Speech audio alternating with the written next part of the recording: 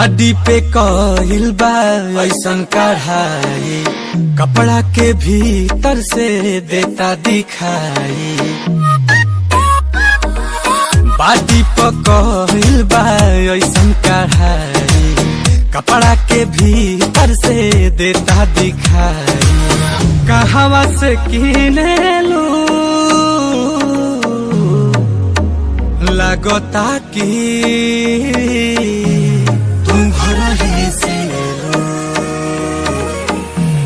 Heroine हो heroine तना न किएलू कहता ठकिया नशा में जिएलू। बताओ कहीं गाजा तना न किएलू कहता ठकिया नशा में जिएलू।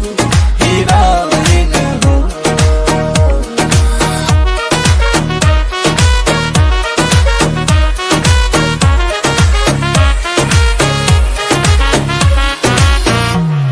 गुलाब जइसन खिलल बारू, तू भंवरा से मिलल बारू।